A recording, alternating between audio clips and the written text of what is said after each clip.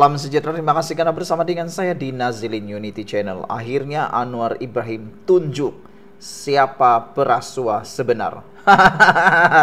Yang ini paling luar biasa, lucu tapi benar. Anwar Ibrahim akhirnya buka cerita sebenar, buka pekung sebenar, buka rahasia sebenar paling besar yang mungkin akan menyebabkan ramai orang lagi pengsan. Bukan pengsan sekali, tapi pengsan beribu-ribu kali dan harap-harap tak bangun lagi pengsannya.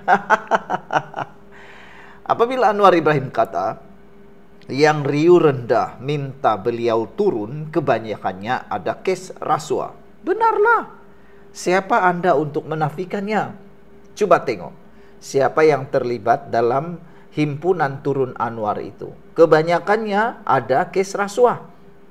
Jadi, apakah tujuan sebenarnya mereka membuat himpunan turun Anwar? Benarkah mereka mahu Anwar Ibrahim turun? Atau mereka sebenarnya takut kena penjara? Atau mereka takut sebenarnya untuk menghadapi kes di mahkamah? Ataupun mereka takut kalau Anwar Ibrahim terus jadi pemimpin, mereka akan terus terbongkar perbuatan-perbuatan rasuah mereka.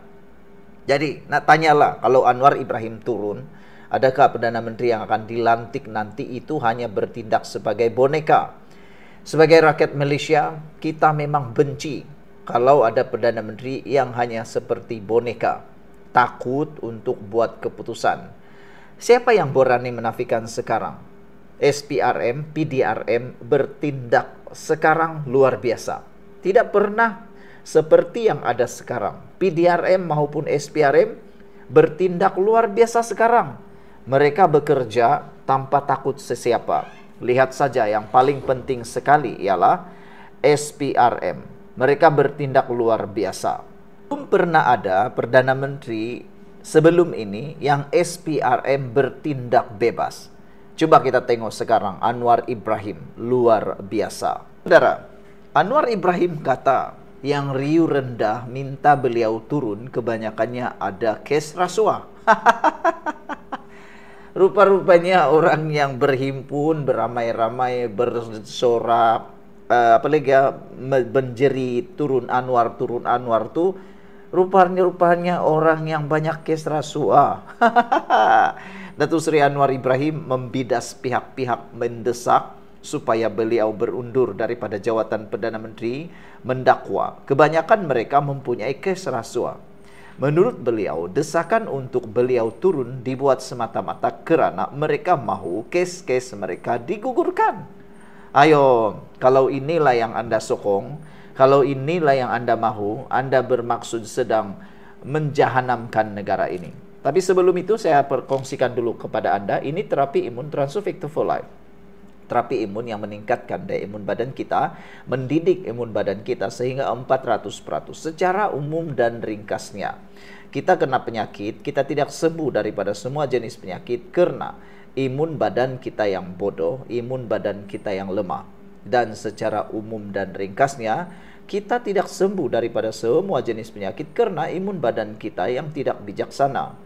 Ada juga, saudara, apabila daya imun badan kita jadi bodoh, kita juga tidak akan sembuh daripada semua jenis penyakit. Tapi dengan peningkatan daya imun badan kita boleh sembuh dari semua jenis penyakit karena imun badan kita yang bertindak daripada dalam. Terapi imun ini tidak menyembuhkan, tetapi dia mendidik imun badan kita untuk menyembuhkan kita daripada penyakit. Dapatkannya sekarang melalui nomor telepon saya yang tertera. Dan ini ialah produk yang lulus KKM halal, diperakui oleh dokter-dokter di seluruh dunia. Dan ingat, kalau ini kali kedua Anda menonton video ini dan Anda sudah berdoa terlalu lama untuk kesembuhan, mungkin ini adalah jawaban doa yang Tuhan berikan kepada Anda. Saudara, menurut Anwar Ibrahim, desakan untuk beliau turun dibuat semata-mata kerana mereka mahu kes-kes mereka digugurkan.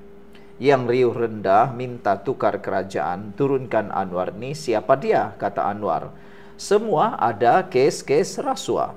Dia nak minta supaya kita selamatkan mereka, sebab dia anggap bila Anwar turun, kes dia selesai, katanya. Beliau berkata demikian pada Majlis Perasmian Karnival Mega 3 Dimensi 2025 di Pusat Pameran dan Dagangan Antarabangsa hari ini. Anwar menegaskan bahawa beliau tidak akan berkompromi dalam isu membenteras rasuah.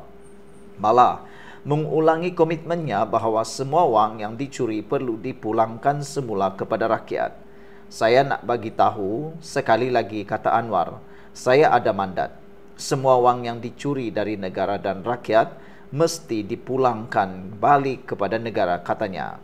Dalam ucapan sama, Anwar turut menyentuh isu subsidi bahan api dan membandingkan harga minyak di Malaysia yang menurutnya jauh lebih rendah berbanding negara-negara ASEAN lain. Katanya, walaupun ada yang tidak bersyukur dengan penurunan harga RON 95 kepada RM1.99 seliter, tetapi kata beliau, tidak ada negara lain lagi yang tawarkan minyak lebih rendah berbanding Malaysia.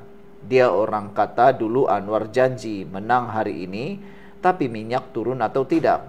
Ya, bukan Anwar turun, minyak yang turun, kata beliau.